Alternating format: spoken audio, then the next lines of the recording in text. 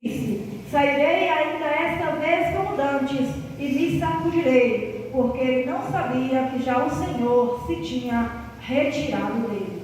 Então os filisteus pegaram nele e arrancaram-lhe os olhos e fizeram-no descer a Gaza, e amarraram-no com 2 cadeias de bronze, e girava ele um moinho no cárcere, e o cabelo da sua cabeça começou a crescer como quando foi rapado. Levanta a tua mão e fala comigo assim: o Senhor é o meu pastor, e nada me faltará. Operando Deus, ninguém impedirá. Baseado no tema do Manhã de Missão, jovens fujam do pecado, o Senhor ele me inspirou na história deste grande homem chamado Sansão. Porque nós sabemos, segundo a palavra do Senhor, ela nos fala que o primeiro líder do povo de Israel foi Moisés, a qual Deus usou para retirar o povo da terra do Egito e levar até as portas da entrada da terra de Canaã, a terra prometida. Mas como Moisés, Deus tinha um outro propósito para ele não pôde entrar com o povo dentro da terra prometida. Então Deus levanta Josué, o segundo líder do povo de Israel, que introduziu aquela nação a entrar na terra prometida. Mas nós vemos ao longo da história todas as proezas que Deus fez, todas as maravilhas que Deus fez por intermédio de Josué. Mas chegou um dia também que Josué envelheceu e ele veio a falecer. E o povo de Israel ficou sem liderança. Por aproximadamente 400 e poucos anos, Israel não tinha líder, Israel não tinha rei, Israel não tinha ninguém à frente do trabalho. Então eles viviam segundo o propósito do seu coração. Uns obedeciam o que tinha pedido, outros não obedeciam, e de volta e meia eles pecavam contra Deus, e eles faziam coisas abomináveis. É tanto que se você ler o livro de Juízes, é um livro que o povo de Israel cometeram as maiores atrocidades, por falta de quê? De uma liderança, porque o rebanho, ele acompanha o líder, e quando um rebanho não tem líder, as ovelhas dispersam, as ovelhas, cada uma começa a fazer aquilo, isso aqui não tem nada a ver, eu vou fazer, o outro, isso aqui não tem nada a ver, eu vou fazer, e cada um começa a seguir o seu próprio caminho, e não existe vários caminhos que levam a Deus. Existe uma frase aí de efeito, que às vezes a gente vê circular pela internet, dizendo todos os caminhos levam a Deus. Não, não é todos os caminhos que levam a Deus. O caminho que leva a Deus é Jesus Cristo. Ele disse: eu sou o caminho, eu sou a verdade e eu sou a vida. Então nós temos que entrar por essa porta, a qual é Cristo. Ele é o pastor das ovelhas e nós temos que seguir os passos do Senhor Jesus Cristo. Mas a palavra do Senhor fala que, como o Senhor havia dito a Moisés e a Josué, enquanto aquele povo andasse na palavra, Deus seria com eles. Mas quando aquele povo se afastasse dos caminhos do Senhor, o Senhor permitiria eles se entreguem na mão dos seus inimigos, eles perecerem, eles voltaram a ser escravos. E eu quero aproveitar para dizer para a juventude: Cristo nos chamou para viver a liberdade da graça. E não é possível que depois que nós vivemos em liberdade, nós voltemos a ser escravos do pecado. Nós voltamos a voltar a viver debaixo da servidão do pecado. Nós temos que viver em liberdade com o Senhor, vivermos em novidade de vida. E a palavra do Senhor fala que aquele povo pecava tanto que Deus o entregava na mão dos inimigos. Mas de volta e meia o Senhor se compadecia, porque aquele povo era a nação escolhida, era a nação eleita, era um povo a qual Deus tinha olhado do céu e separado e feito uma promessa a Abraão. Aquele povo era a semente de Abraão, e Deus tinha feito uma promessa, e Deus precisava honrar a sua promessa. Então, de tempo em tempo, Deus levantava um juiz. Por isso existe o livro de Juízes na Bíblia. É aquele que Deus levantava para livrar o povo da mão dos inimigos, para levar o povo ao arrependimento, para levar o povo novamente ao princípio da palavra. Você vai ver em destaque neste livro o juiz Otiniel, Eude, Débora e Baraque. Você vai ver Gideão, que todo mundo conhece a história de Gideão, a história de Abimeleque, de Jefté. E agora nós vamos meditar na história de Sansão, porque na época em que Sansão nasceu, nasceu, o povo de Israel estava debaixo da servidão dos filisteus, eles eram escravos. A palavra do Senhor fala que eles plantavam grande seara de trigo que colhia naquela época, e quando a seara estava na hora de colher, eles trabalhavam, eles colhiam, os filisteus vinham e rampavam tudo e deixavam eles sem nada. Eles trabalhavam e não tinha nada, estava vivendo debaixo da servidão, debaixo da escravidão, um povo que era denominado o povo de Deus, um povo que viu o mar vermelho abrir diante deles, um povo que viu o mar Jordão abrir diante deles, um povo que rodou em volta de Jericó e viu aquelas muralhas caírem, agora estava debaixo do jugo da servidão de um poderoso povo chamado filisteus.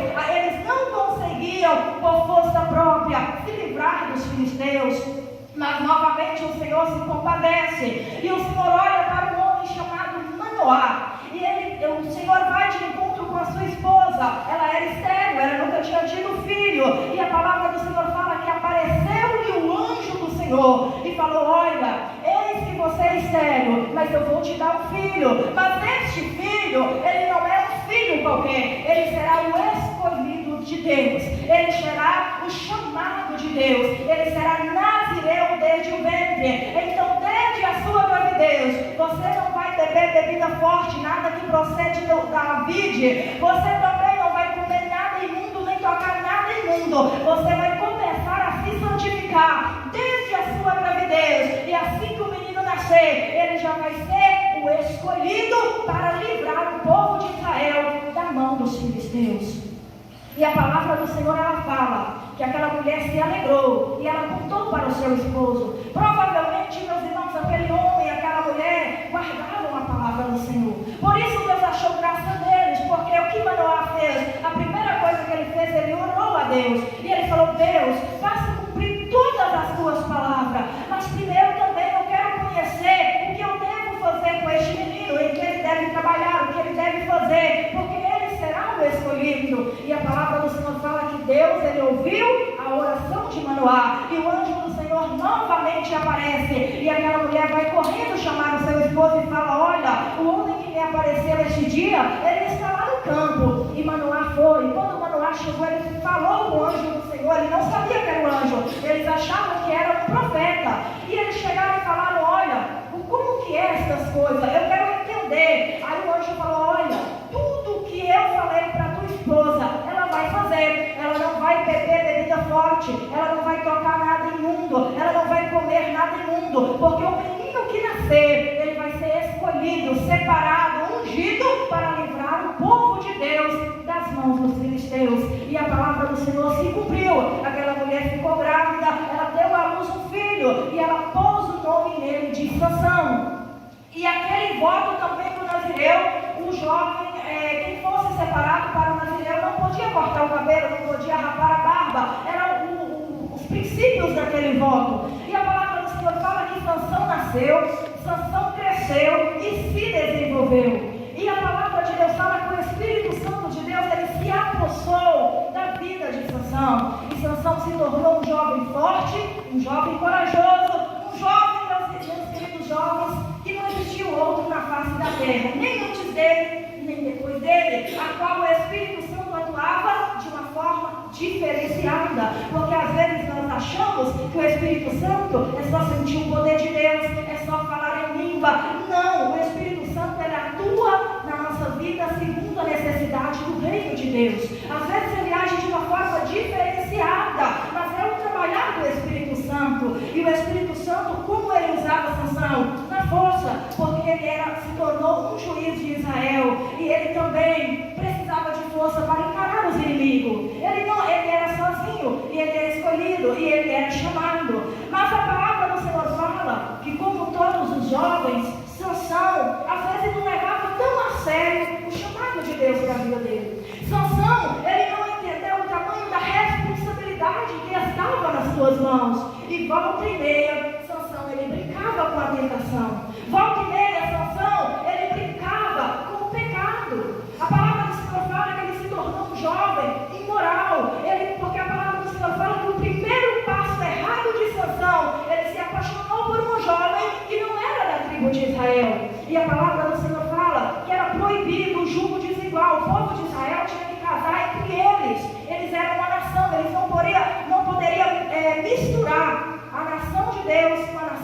aleluia. E a palavra do Senhor fala que Sansão se apaixona por um jovem que não era da tribo de Israel. E o pai dele tenta aconselhar. O pai dele tenta falar: meu filho, mas você é nazireu, você é o escolhido, você é o ungido, você é o chamado. Não tem porventura jovens dentro da tua igreja para você ir procurar jovens de tribo estranha? Não, mas eu quero, eu me apaixonei por ela é isso, ela é aquilo e eu preciso. Então o pai de Manoá foi com ele pedir em casamento aquela jovem que não era da tribo de Israel. Mas a palavra do Senhor fala que no caminho veio um leão para poder devorar Sansão. E a palavra do Senhor fala que o Espírito Santo se apossou dele. E ele pegou aquele leão pela boca. Ele rasgou a boca daquele leão como se fosse um cabrito. E matou, ele dividiu em pedaços. Ali ele experimentou pela primeira vez o poder do Espírito Santo na vida dele. Era um poder sobrenatural. Mas o que é isso? Um jovem pegar um leão pela barba e rasgar pelo meio e matar. Ele começou a entender a força que ele tinha para lutar contra os inimigos. Ele começou a entender como que o Espírito Santo iria usar ele para lutar contra aqueles filisteus, que era povo forte, guerreiro e que oprimia o seu povo. E a palavra do Senhor fala que Sansão, ele foi lá, pediu o casamento, ele casou com a jovem, ele fez 7 dias de festa, o que era comum naquela época, servir bebida forte, era um momento de festa. Sansão não poderia nem estar ali, mas lá estava Sansão, na contramão do chamado do Senhor. Mas tudo Deus tinha um propósito, e Deus usou toda aquela situação para levar Sansão para poder lutar contra os filisteus. Porque o que acontece? Sansão era um jovem astucioso, ele era muito astuto, ele tinha muita sabedoria, e aí ele dá um enigma para aquele povo. Porque a palavra do Senhor fala que na volta do caminho, quando ele volta, ele vai até o leão que ele tinha matado. E quando ele vai no leão, lá dentro do leão as abelhas tinham chegado e feito uma colmeia e estava cheia de mel. E ele pega daquele cadáver aquele mel e se alimenta, leva para seu pai, leva para sua mãe. Outro ato errado de Sansão. Sansão era nazireu. Nazireu não podia tocar nada morto, porque tudo que era morto era considerado imundo. Ele não podia nem passar perto daquele leão. Mas ele foi, viu o mel, pegou e comeu. E ali ele criou um enigma. E ele leva para as bodas do casamento. Quando chega na boda dos casamentos, aquela festa antigamente, uma festa de casamento não era como hoje, que é um dia, era 7 dias de festa. Era uma semana toda festejando o casamento. E Sansão olhou para aquele povo, ele levou alguns jovens com ele e viu que aquele povo tinha uma condição muito boa. Ele falou assim: olha, eu vou dar a vocês um enigma. Se vocês decifrarem o meu enigma, vocês vão me dar 30 mudas de vestes e também de prata. Era uma forma que ele ia usar, quem sabe até para pagar o dote da jovem, porque naquela época tinha que pagar o dote. Mas a palavra do Senhor fala que ele disse, deixa eu só pegar aqui, do comedor saiu comida e doçura saiu forte, alguma coisa parecida assim. E a palavra do Senhor fala que naquele momento, aquele povo não entendeu nada daquilo, eles pensavam e não conseguia descobrir o enigma de Sansão. Mas a jovem, que não era da tribo de Israel, e o povo começou a pressionar ela. Você vai casar agora com um hebreu, que vem cá tomar nossa riqueza, que vem cá tomar, nós vamos matar você, matar seu pai, matar sua família, se você não revelar o segredo para nós. Então aquela jovem com medo, ela começa a pressionar a Sansão. Me conta o enigma, me conta, sua tua noiva, afinal você é tua esposa, eu preciso saber. E foi iludindo Sansão, até que Sansão contou o enigma para a jovem. Ela correu e contou para o teu povo, afinal o povo dela era o povo, não era o povo de Sansão. Então o povo estava se portando com o povo hebreu, ela estava preocupando com a sua casa, com a sua mãe, com seus irmãos, com seu pai. Era com isso que ela estava preocupada. E a palavra do Senhor fala que quando chegou no último dia da festa, antes do pôr do sol, aquele povo chega e revela o enigma a Sansão. E Sansão fala: realmente vocês acertaram, mas vocês lavraram com a minha novilha. Ele queria dizer: vocês só sabem porque vocês persuadiram a minha noiva. Mas não tem problema não, eu vou pagar. E ele sai para os próprios povos dos filisteus. Ele mata aqueles 30 homens ricos e ele toma ali o que era necessário e dá para os seus devedores. Mas a palavra do Senhor fala que também o Sansão, ele tinha um temperamento muito forte. Ele ficou tão angustiado, tão revoltado, que ele largou a noiva para trás, já largou tudo e foi embora, já não levou noiva,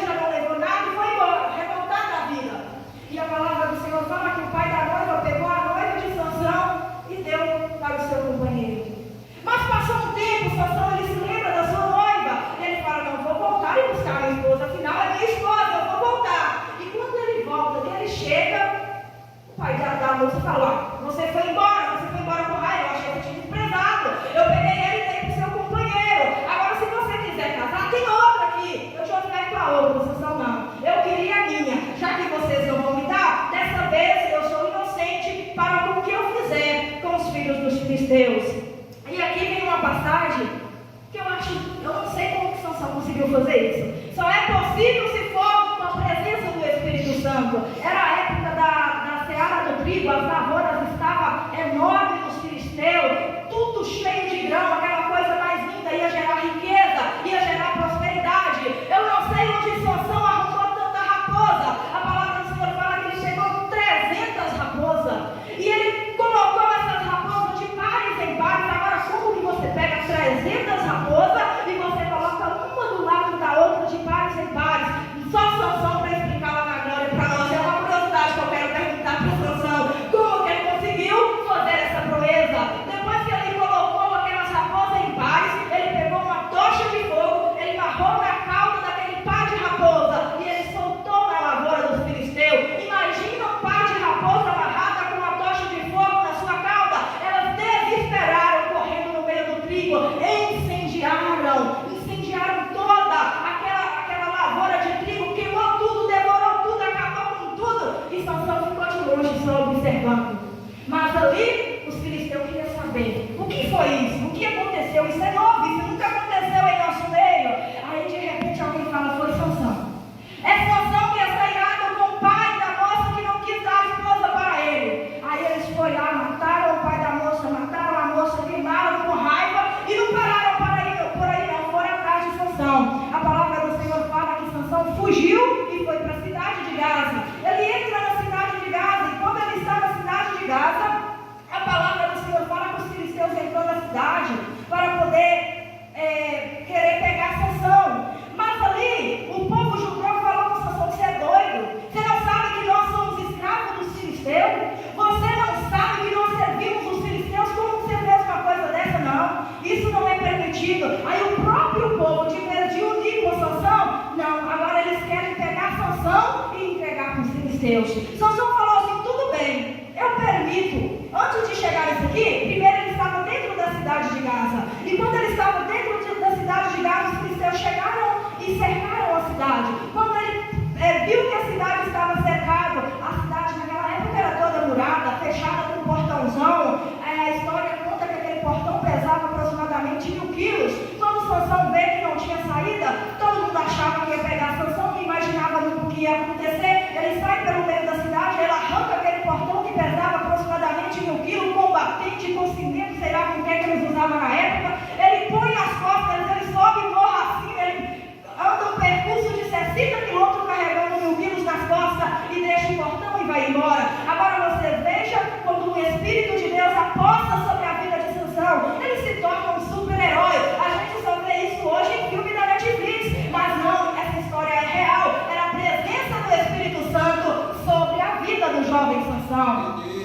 Mas o povo de Judá agora quer pegar Sansão e entregar para os filisteus, porque aquele povo estava enfurecido com Sansão e eles estavam provocando ali a ira dos filisteus. E Sansão fala: tudo bem, é só vocês então, se vocês prometerem que não vai me matar, vocês podem me amarrar bem amarrado e entregar para os filisteus, não tem problema. E a palavra do Senhor fala que o povo desceu, amarraram Sansão, seus próprios irmãos ali da sua tribo, amarraram Sansão e levaram para os filisteus. Mas quando Sansão ele se dá de frente com aquele número, aquele exército com quase 3.000 filisteus para pegar um homem, a palavra do Senhor fala que novamente o Espírito de Deus se apossou de Sansão. Aquelas cordas viraram migalha nos seus braços.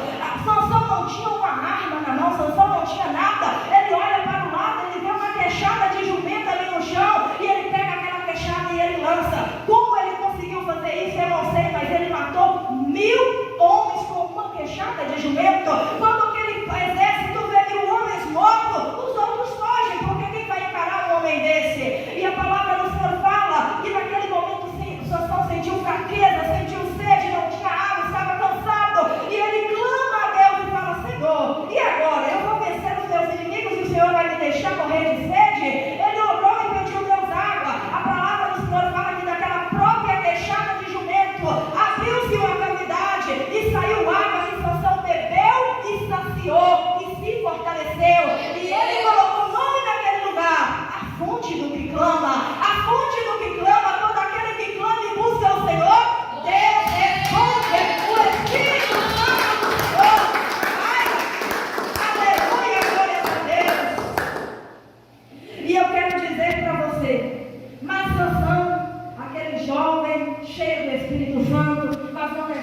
sério a palavra do Senhor. Ele começou agora a confiar na força do seu próprio braço.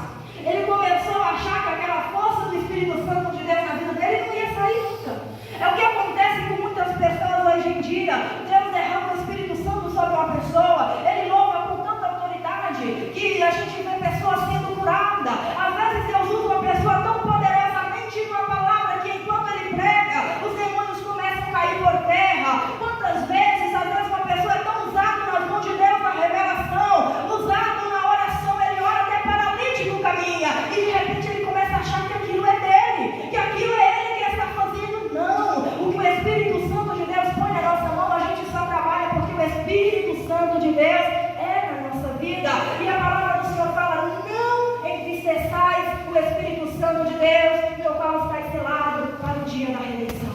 Mas Sansão começou a acreditar na sua própria força, e ele começou a brincar com as coisas de Deus. Ele começou ali agora a fazer coisas que não agradavam ao Senhor. Continuou envolvendo com prostituta, continuou envolvendo com jovens que não eram do seu rebanho. E a palavra do Senhor fala até que ele conheceu Dalila. A palavra de Deus ela é bem clara. Sansão, ele foi um homem que foi derrotado por si mesmo. Um herói que derrotou a si próprio. Derrotou-se a si próprio por quê? Porque cedeu-se à tentação. Ele cedeu-se ao pecado. Todos nós sabemos o quanto Dalila enganou a Sansão, iludiu a Sansão, e ele se deixou levar até contar o segredo da sua força. Porque o segredo da sua força vinha de um voto que tinha sido feito antes do seu nascimento. E ali até uma navalha corta o cabelo de Sansão, e quando Sansão acorda, a palavra do Senhor fala que ele não sabia, o Espírito Santo já tinha se retirado dele. Esse é o perigo do crente, meus irmãos, que deixa o Espírito Santo ir embora da sua vida. E quantos que o Espírito Santo já está longe, olha, ele não se deu conta ainda. Ele continua pregando, ele continua orando, ele continua fazendo tudo da carne, fazendo tudo de si mesmo. O Espírito Santo mesmo já está longe, já se retirou. E nós temos que vigiar para cuidar e zelar daquilo que Deus colocou na nossa mão. E a palavra do Senhor fala que quando Sansão ainda não percebeu que o Espírito Santo tinha sido se retirado, ali Dalila gritou: os filisteus vêm sobre ti, Sansão. Ele levantou achando que era o todo-poderoso ainda, que ainda era um super-herói. Só que Deus já tinha se retirado, ele ficou sozinho. Às vezes Deus vai permitir nós ficarmos sozinhos para nós aprender a valorizar o poder de Deus na nossa vida. E a palavra do Senhor fala que naquele momento os filisteus vieram. Imagina com toda a ira que Sansão tinha provocado nos inimigos. Eles vieram, a primeira coisa que ele fez, arrancar os 2 olhos de Sansão. Pegaram Sansão e algemaram e levaram para a cidade de Gaza, a mesma cidade que ele tinha arrancado o portão e carregado nas costas. E a palavra do Senhor fala que prenderam ele no cárcere. E ali Sansão se tornou escravo e era obrigado a ficar o dia todo rodando no moinho lá de ferro. Ele não era o forte, ele não era o poderoso, agora você vai ficar rodando esse moinho aí. Escravo, ferido, envergonhado, derrotado, humilhado, um homem que tinha outrora a presença do Espírito Santo. Mas a palavra do Senhor fala que Deus é misericordioso, Deus é compassivo. O cabelo de Sansão vai crescendo, aquele povo nem se deu conta que o cabelo de Sansão crescia. Ninguém sabia, a Bíblia não fala quanto tempo Sansão foi escravo, mas a palavra fala que em determinado dia eles juntaram ali um exército muito grande e foram para o templo de Dagom, porque ali eles iriam fazer um culto ao Deus deles. E eles levaram Sansão para humilhar lá diante deles, provar que o Deus deles era mais forte que o Deus de Sansão. Eles queriam ali continuar humilhando Sansão. E quando Sansão entra no templo, ali tinha mulheres, tinha crianças, tinha espécie de uma laje antigamente. Ele subiu lá para cima do porão, tinha homens, tinha mulheres. Era um exército muito grande que estava naquele lugar. E a palavra do Senhor fala que naquele momento, Sansão ele pega ali um dos seus servos e pede para colocar ele entre as colunas do templo. E ele fala: me coloca aqui entre a coluna desse templo, eu quero reforçar, eu quero descansar as minhas costas. E aquele homem permite, na simplicidade, eles não sabiam a astúcia de Sansão. E a palavra do Senhor fala que naquele momento Sansão ele fez a oração mais sincera da sua vida. E naquele momento ele reconheceu que era só Deus que tinha o poder e que ele não era nada. E ele fala: Senhor, eu sei que eu não mereço, Mas se você não me devolver o Espírito Santo só mais uma vez, só mais essa vez, não precisa mais, só para me vingar os meus 2 olhos, porque hoje eu reconheço que sem o Senhor eu não sou nada. E a palavra do Senhor fala que Deus, Ele ouve um coração quebrantado. Quando Sansão se humilha, Deus derrama de novo o Espírito Santo sobre Sansão. Ele, entre as 2 colunas mais fortes que sustentavam aquele templo, ele põe a mão numa coluna e põe a mão na outra e fala: pelos meus 2 olhos, pelo Deus dos exércitos, morra eu, mas morra os filisteus. Ele empurra, e a palavra do Senhor fala que aquele templo desce abaixo e Sansão mata o exército inteiro. Os principais príncipes do povo dos filisteus estavam ali, os principais príncipes estavam naquele templo. Quando aquele templo caiu, Sansão matou mais gente na sua morte do que quando ele estava vivo. Então, aproveitando esta oportunidade, eu quero dizer para você que está aqui nesta manhã, zela do Espírito Santo de Deus que está na tua vida. Fuja do pecado, fuja da tentação, fuja de tudo aquilo que quer te distanciar da comunhão com o Senhor. Não brinque com o pecado, não brinque com a tentação. Por mais que você seja cheio do Espírito Santo, você não é forte o suficiente para vencer a tentação. Nós não somos fortes o suficiente. Às vezes você pensa assim: mas isso aqui não tem nada não. O dia que eu quiser parar de fazer isso aqui, eu faço. O dia que eu quiser parar, quantos jovens presos em filmes pornográficos na internet? Quantos jovens presos em coisas erradas na internet? Não, mas o dia que eu quiser eu paro. Cuidado com o pecado. Não brinque com a tentação. Não brinque. Às vezes você começa com uma conversinha ali com uma pessoa e você acha que aquilo não vai dar em nada. Isso aqui não vai dar em nada. Não brinque. Cuidado, o diabo, ele é astuto. Ser tentado não é pecado. O pecado é você não caminhe próximo ao abismo, porque você não sabe a hora que você pode escorregar e pode cair. É tempo de fugir. O pecado e a tentação, todo tanto que você quiser, a distância dele é pouco. Todo tanto que você fugir e correr, ainda é pouco. Fuja. A palavra de Deus não manda você sujeitar a tentação, Deus manda você sujeitar a Deus. Sujeitai-vos a Deus, resistir ao diabo e ele fugirá de vós. E para complementar esta palavra, eu trouxe aqui alguns versículos que eu quero aí que cada um de vocês já pega aí. Vou pegar aqui pela Daiane, 2 Timóteo capítulo 2 e versículo 22. Não sei se vai ter, acho que não vai ter para todo mundo, mas é só para fechar aqui a mensagem desta manhã. A Sara pode pegar 1 Coríntios 6 e 18 e versículo 19 também. A Márcia pode pegar 1 Coríntios capítulo 10, versículo 14. A Larissa do Lupado, vou pegar a Jaqueline em 1 Tessalonicenses 5 e 22. A Érica, Salmos 42, versículo 7. O meu é qual mesmo? Esse é o primeiro? 2 Timóteo 2, 22. A Érica, 42 e 7 de Salmo. Josias, Mateus 23, 41. E vou pegar o João ali. Alguém ajuda o João lá e lê para nós. Tiago 4 e 7. Só para complementar essa palavra, para vocês entenderem o perigo do pecado, o perigo da tentação, que com o pecado não se brinca, com a tentação não se brinca. A Daiane achou? Pode fazer, por favor. Hoje também das paixões da mocidade, seja a justiça, a fé e o amor, a paz com os espíritos, os corações puros e de volta ao Senhor. Eu vou só recapitular para vocês ouvirem melhor. Fujam dos desejos malignos da juventude. Siga a justiça, a fé, o amor, a paz com aqueles que de coração puro invocam o Senhor. Está vendo aqui o apóstolo Paulo aconselhando seu filho na fé, Timóteo. Ele era jovem e ele estava dizendo: Timóteo, fuja dos desejos malignos da mocidade. Fuja. Se você sabe que se o seu celular te faz pegar, fuja dele. Se você sabe que você ficar sozinho com o seu namorado, com a sua namorada, te faz pegar, fuja de ficar sozinho. Não cede à tentação. Não dê brecha para o adversário. Não dê brecha para o inimigo. 1 Coríntios 6 e 18. Fugir da prostituição. Todo pecado que o homem comete é fora do corpo, mas o que se prostitui peca contra o seu próprio corpo. Vendo? Sabreis que o nosso corpo é o templo do Espírito Santo que habita em vós, proveniente de Deus, e que não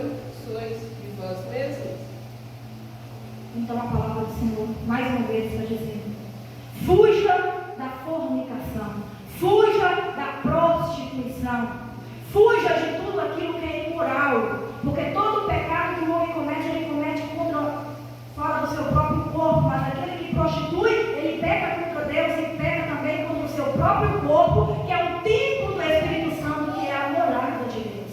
Então fuja desses tipos de pecado, não dê lugar ao inimigo para ele destruir a tua vida espiritual. 1 Coríntios 10 e 14. Portanto, meus amados, fugi da idolatria.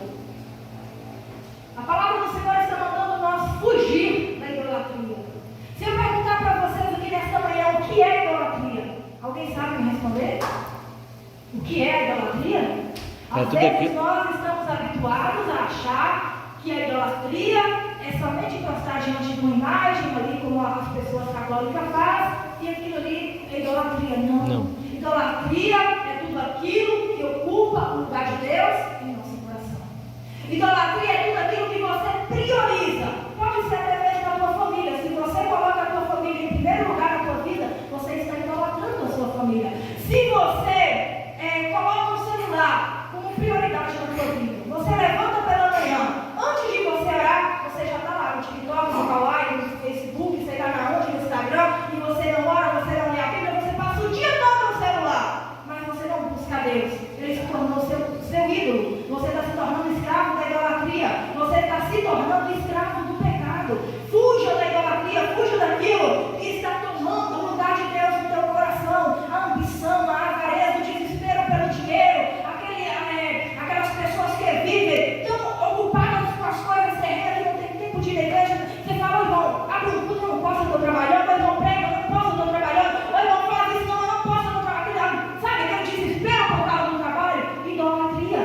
Nós temos que nos libertar. Cristo nos diz: conhecereis a verdade e a verdade vos libertará. O que é conhecer a verdade? É conhecer o que é o pecado. Porque às vezes a gente acha que o pecado é vestir uma saia com o saco inteiro para cima do joelho, que o pecado é cortar o cabelo, e nós estamos presos em tantos pecados, e às vezes atirando pedra nos outros, e não conhecemos ainda as algemas do pecado. Por isso é importante nós conhecermos a verdade, porque quando conhecemos a verdade, nós temos ali a liberdade de fugir desses tipos de pecado. Agora vamos para 1 Tessalonicenses 5 e 22. Só os dois. Abstente-vos de toda a aparência do mal. O que é abster-se de toda a aparência do mal? É correr. Se você viu um grupinho ali e não está glorificando o nome do Senhor, porque tudo que nós fizemos tem que ser para a glória de Deus, e você vê ali, e aquilo ali é só uma aparência do mal, talvez nem seja o mal em si, mas a palavra do Senhor manda nós abster, manda nós reter, manda nós fugir, manda nós recuar. Se você vê que tem algo ali que não é para a glória de Deus, fuja, e antes que você seja levado pelo pecado. Vamos lá, Salmos 42 e 7. Um abismo chama outro abismo. Um abismo chama outro abismo. Ao ruído das tuas catapultas, todas as tuas ondas e vagas têm passado sobre mim. Isso é um ditado que tem se tornado um ditado popular. Quem já ouviu falar? As más conversações corrompem os bons costumes. É isso aí. Às vezes você começa hoje com uma coisa pequena e você acha que aquilo não vai te levar em nada. E você pensa assim: hoje eu vou fazer só isso aqui não tem nada a ver. Mas amanhã você aprofunda mais um pouco. Depois da manhã você aprofunda mais um pouco. Quando depois você quer sair, você já nem tem força mais. Você já está na lama, você já está no pó. Você já está aprofundado no pecado. Porque um abismo, ele vai te levando a outro, te levando a outro, te levando a outro, até soterrar a tua vida espiritualmente. Mateus 26 e 41. Vigiai e orai, para não cair em tentação. O espírito com certeza está preparado, mas a carne é fraca. É isso. Passo para fugir da tentação: vigiar e orar. Porque o crente que vigia e o crente que ora, dificilmente ele vai cair em tentação. Porque quando você está alerta, você está em vigilância, você conhece quando o diabo está lançando seta para poder te pegar. Quando você está em oração, você está em vigilância, você sabe reconhecer a tentação e fugir dela. Tiago 4 e 7. Tiago, capítulo 4, versículo 7.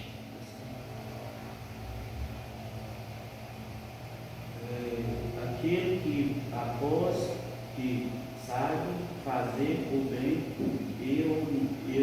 eu não fazeis contenda o pecado. Será que eu falei? Esse aqui? É 4 e 7. 17. É 4 É e 7. 7. É. Mas assim também foi um versículo bom. Sujeitai-vos a Deus, resistir ao diabo e ele fugirá de vós. É isso aí. Eu já até tinha citado esse versículo. Sujeitai-vos a Deus. Sujeitar a Deus é se dispor para viver no centro da vontade do Senhor. Deixar Deus fazer na tua vida aquilo que Ele quer fazer. Mas nós temos que resistir ao diabo, porque ele vai fugir de nós. Então, acabou o versículo que eu tinha que ler aqui. Para finalizar essa palestra, o que fazer se cair em tentação? Salmos 32 e 5. Alguém pega aí para mim. Caso alguém cometeu algum desses pecados, caso alguém tenha caído em alguma armadilha, o que você tem que fazer agora? Salmos 32, versículo 5.